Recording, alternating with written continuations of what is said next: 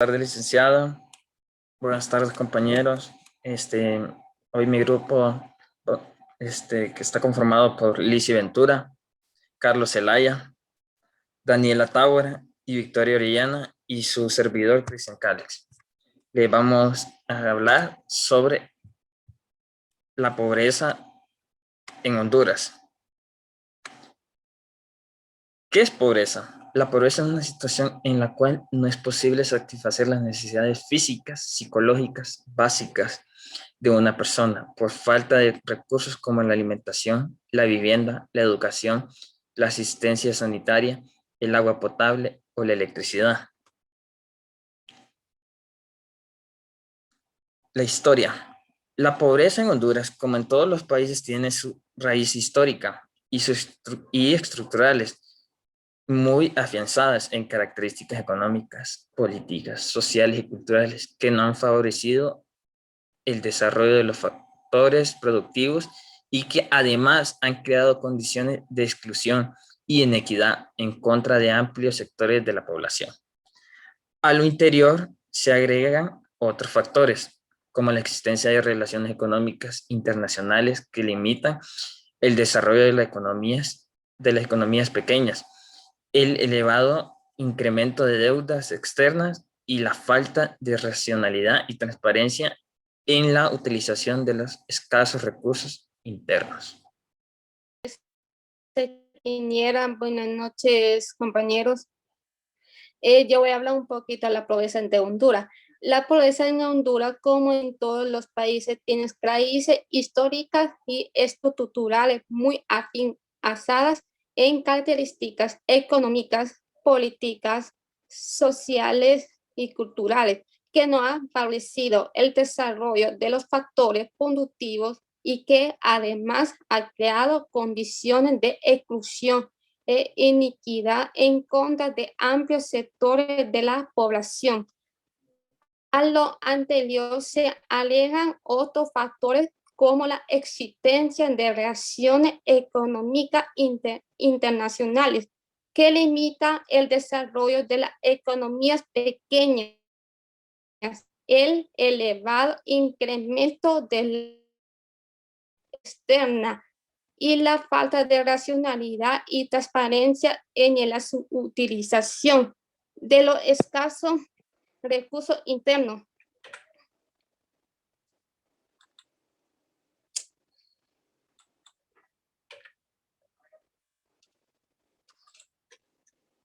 Y también voy a hablar un poquito caso de la pobreza. La primera, individualismo entre países. Algunos países ricos se aprovecharon de los países pobres, saqueándolos y dejándolos prácticamente en una ruina que es casi imposible superar a pesar de los años. Son estos los países en donde más se ve la falta de recursos. Ahora la segunda, comportamiento cultural individual. En la mayoría de las culturas, los pobres son derechados y en algunas ocasiones aislados, pues los medios y la sociedad hacen a esta persona como seres que puede llegar a ser peligroso para la sociedad. Y si se es individualista, podría hasta llegar a tener asco y de aquí rechazo. Ahora la tercera, localidad. Según el lugar en donde se vive, depende mucho los niveles de vida, ya que en los países pobres las oportunidades de vida son muy pocas.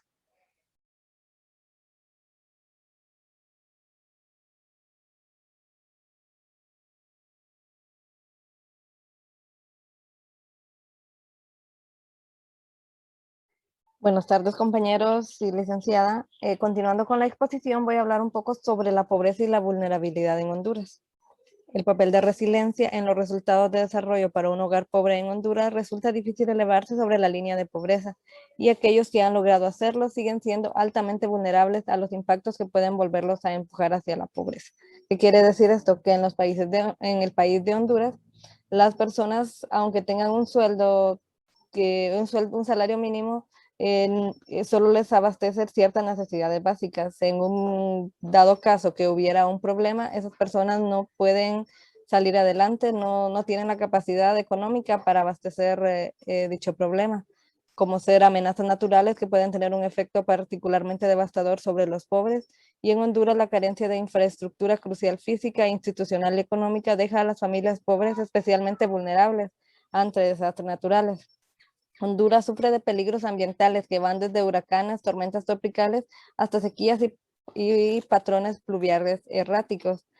Como vimos el año pasado, nos vimos afectados por la tormenta Eta y Iota, que dejó al país bastante devastado. Muchas personas perdieron sus hogares y aunque son cosas materiales, esas personas se demoraron mucho tiempo en adquirir esos bienes y les resulta muy difícil volver a recuperarlos. Esto hace que la vulnerabilidad en Honduras sea bastante alta y que las personas se encuentren con muchas escasez, ya que luego de un desastre es muy difícil que las personas puedan abastecer incluso las necesidades básicas que antes tenían. Otro tema importante acerca de la pobreza de Honduras son los niveles de pobreza que existen en las comunidades indígenas hondureñas.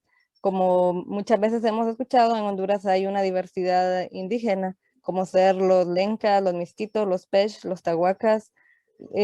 Todas estas comunidades existen en Honduras todavía, con poblaciones pocas, pero están en lugares bastante alejados de la población, en áreas rurales. Y de acuerdo al modelo de pobreza monetaria, se registra que el 13.62% de la población indígena y afrohondureña se encuentra en condiciones de pobreza relativa. O sea, que lo que consumen es lo que ganan es lo que consumen, no tienen unos ahorros que sustenten otras necesidades. El 75.3% de la población está en extrema pobreza, que ya extrema pobreza es cuando la población carece de muchas de las necesidades básicas que el humano necesita para vivir. Y el 11.05% no son pobres, que es una cantidad muy poca en relación a los que están en extrema pobreza. Aproximadamente el 60% de la población indígena y afrohondureña no cuenta con acceso a agua potable y cerca del 91% carece de servicios de salubridad básica por encontrarse en zonas remotamente aisladas del país. Muchas veces a estas personas se les olvida, la comunidad los aísla y se les olvida que también necesitan de estos servicios. Y hay una clara relación entre la pobreza y la discriminación, lo cual afecta principalmente a los niños, ya que no cuentan con acceso a la educación. Son comunidades que rara vez tienen escuelas dignas para que un niño pueda estudiar todo lo que necesitan y tampoco tienen acceso a hospitales que abastezcan las necesidades básicas de la comunidad. Nuestro compañero continuará con el resto de la exposición con temas importantes sobre la pobreza en Honduras. En este momento me toca a mí hablarles sobre qué es las opciones claves para reducir la pobreza. Sabemos que la pobreza es una situación o una condición social o económica que no le permite a la población tener una vivienda digna, tener acceso a lo que es el agua, tener acceso a la electrificación. Para eso el Estado o el gobierno se organizaron con las instituciones privadas y la misma sociedad para formar lo que es la estrategia de la reducción de la pobreza, los cuales tienen sus metas. Y una de las metas es lograr el 95% de cobertura en lo que es la educación, que los niños visiten lo que son los centros educativos. Lograr también un 70% en que los jóvenes asistan a un instituto, ya que de 100 jóvenes solamente 38 van a un centro educativo. También otro es reducir lo que es la incidencia de la mortalidad materna, viendo que en zonas vulnerables o zonas postergadas de nuestro país hay muchas madres, muchas mujeres que en su etapa de embarazo o etapa de posparto, ¿verdad?, tienen problemas de salud y mueren.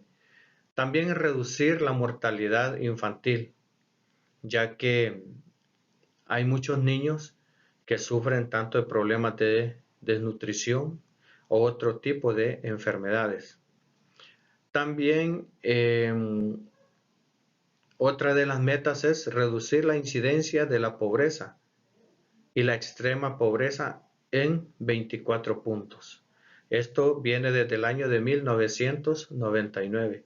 También existen lineamientos para la estrategia de la reducción de la pobreza. Y uno de los lineamientos es priorizar en acciones que tiendan a la reducción sostenible de la pobreza. O sea, tener un financiamiento para poder darle seguimiento y que tenga sostenibilidad, ¿verdad?, esta estrategia. Otro es priorizar las acciones a favor de zonas y grupos más postergados del país. Sabemos que existen comunidades muy postergadas, los cuales la población no tienen acceso a ningún servicio, llámese de vivienda, llámese de salud o también servicios de agua, como hablábamos anteriormente. Otro es fortalecer la participación de la sociedad civil y la descentralización en la estrategia de la reducción de la pobreza. Si le damos participación a la población, ellos se involucran y toman como propio esta estrategia para poder salir de ese problema tan grande que se tiene en nuestro país. Otro también de los lineamientos es fortalecer la gobernabilidad y la democracia participativa en el marco de la estrategia de la reducción de la pobreza. Que los municipios, que los gobiernos municipales se apropien del tema y puedan apoyar a sus pobladores para que puedan salir de esta situación. La otra es disminuir la vulnerabilidad ambiental y su impacto en la pobreza.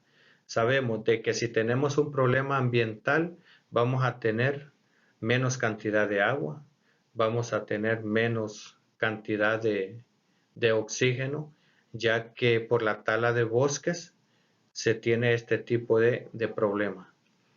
Hay personas o hay grupos o hay instituciones que son responsables de lo que es la reducción de la pobreza en nuestro país. Y uno de esos es un gabinete social. Otro puede ser el Consejo Consultivo, que nos puede apoyar y pueden apoyar todo lo que es la reducción de la pobreza. Otro es el Sistema Nacional de Gestión, para que pueda gestionar fondos a nivel internacional para apoyar a lo que es las diferentes comunidades o los diferentes grupos para reducir lo que es la pobreza.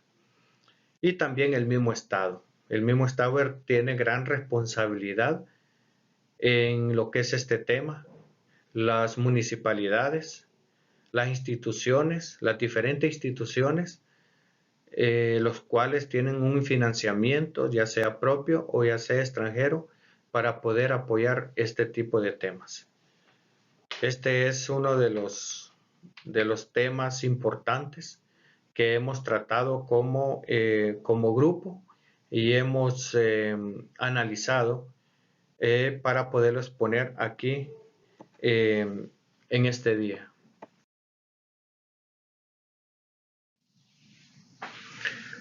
En este momento vamos a continuar con otro tema.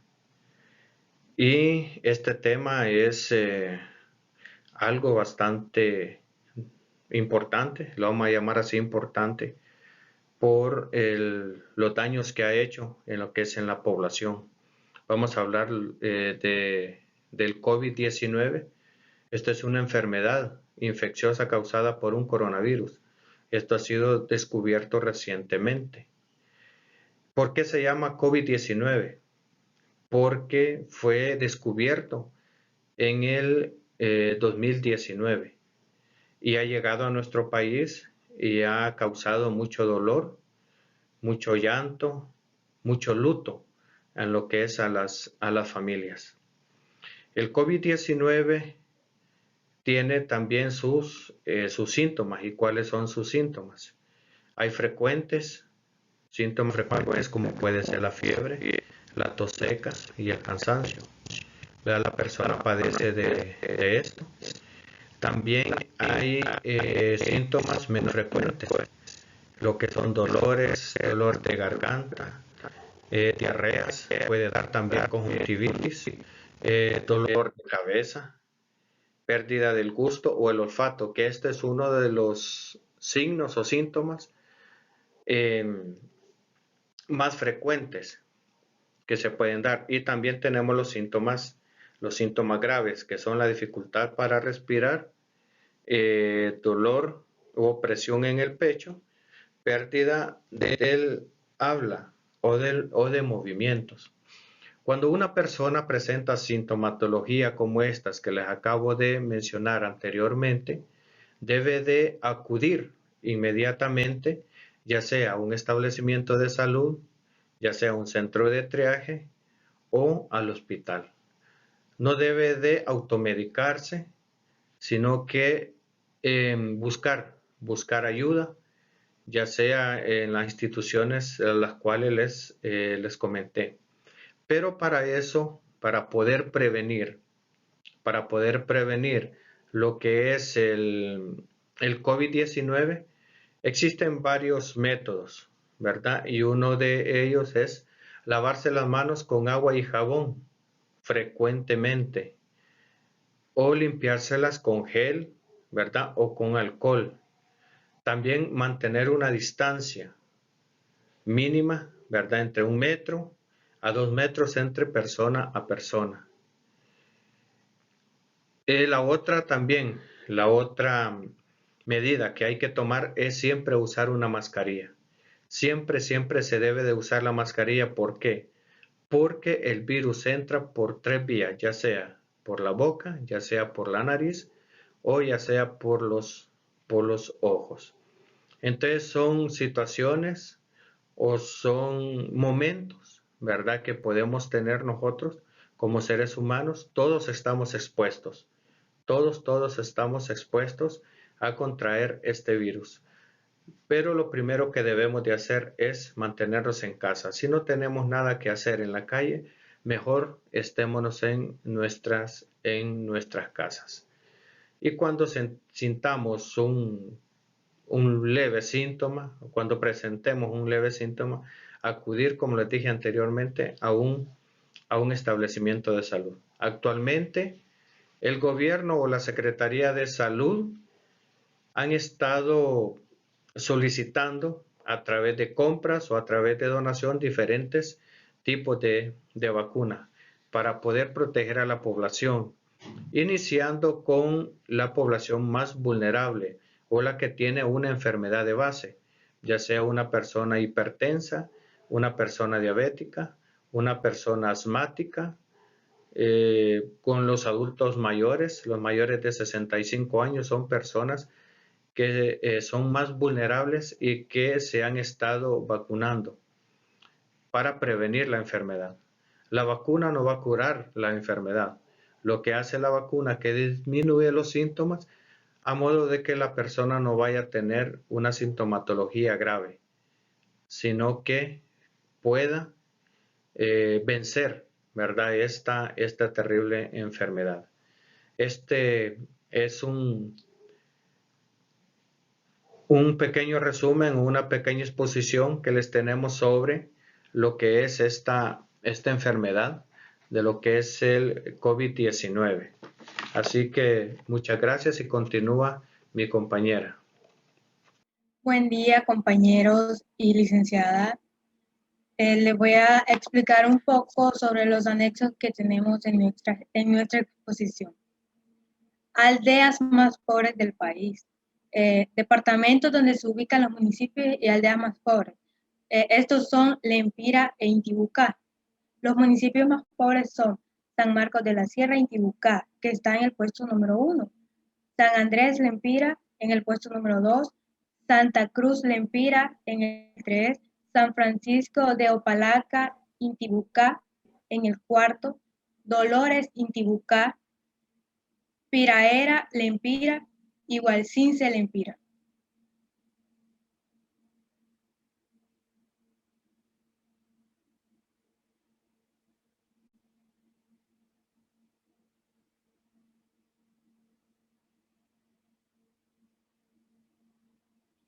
Estadísticas de pobreza por municipio.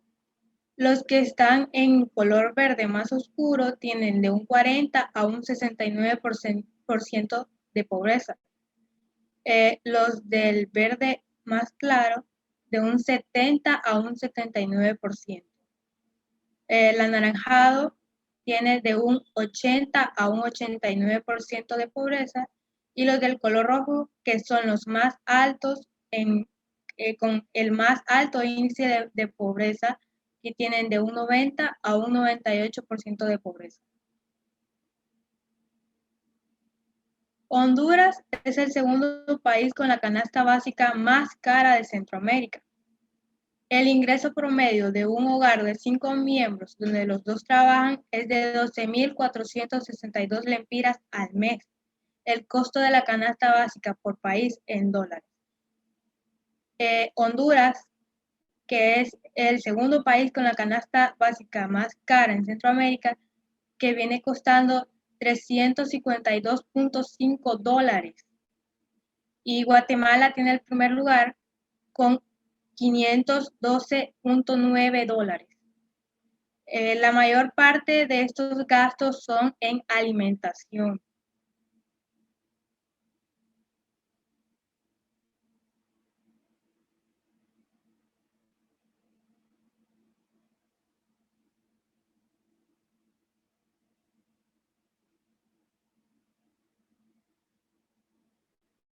El reparto de la pobreza en América Latina. Porcentaje de la población que es pobre, muy pobre y extremadamente pobre.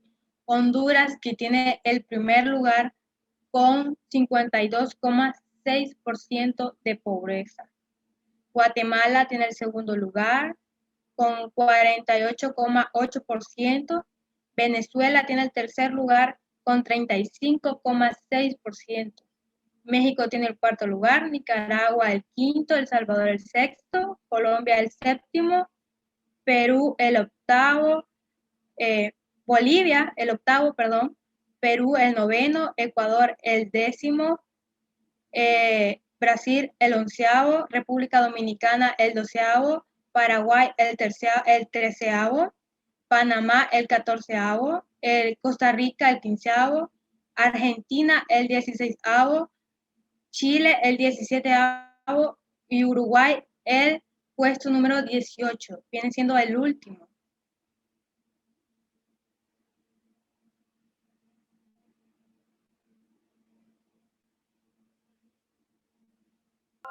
Pero, ¿qué es la pobreza?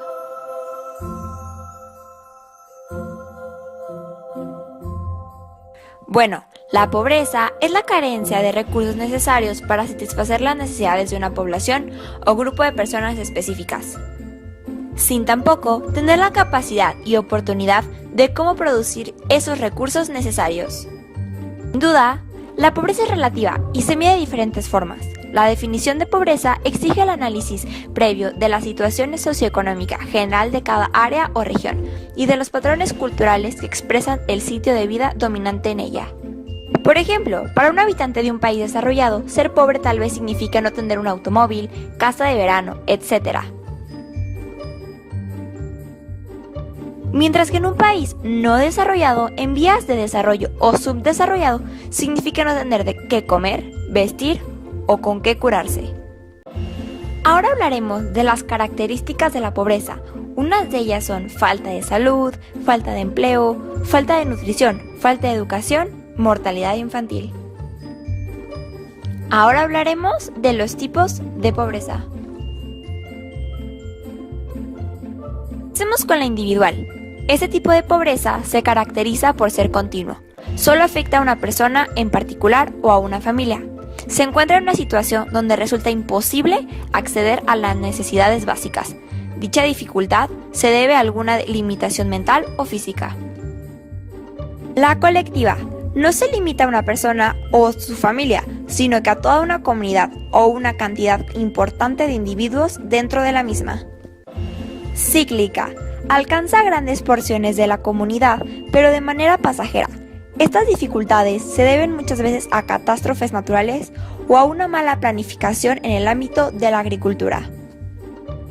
Absolutas. En esta clase de pobreza no es posible acceder a las necesidades básicas, ya sean alimentos, educación o inclusive ropa. Relativas. En este concepto se hace referencia a que la pobreza es muy diferente según el lugar donde nos situemos. No son iguales las carencias en países europeos que en africanos o latinoamericanos. En servicios. Estas personas no tienen la posibilidad de acceder a prestaciones básicas tales como luz, agua, redes locales. Esto puede ser por dos motivos. En primer lugar, por la imposibilidad de costearlo. En segundo lugar, porque habitan en zonas alejadas de los centros urbanos. Y finalmente, en la salud. Estas personas no pueden acceder a los servicios básicos y efectivos de la salud. En consecuencia, se ven obligados a recurrir a centros públicos o dispuestos en los barrios cuyas condiciones y resultados no suelen ser los ideales. En educación, a estas personas les resulta imposible acceder a niveles de enseñanza, sean estos primarios, secundarios o superiores, generando aún más dificultades para introducirse en el mercado laboral. Ahora hablaremos de las causas de la pobreza.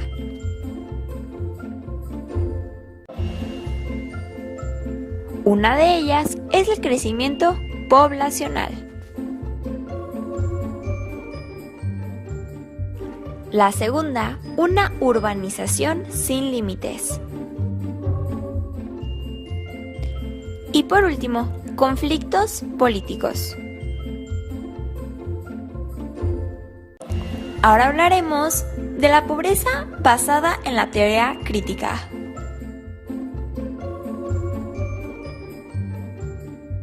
Bueno, los fines racionales que ofrece la teoría crítica son la religión, la moral, las ciencias, las artes, el comercio y la justicia. Otras de las soluciones para acabar con la pobreza son valores, la educación, la integración familiar, fuentes de trabajo, la cultura nutricional y servicios de salud.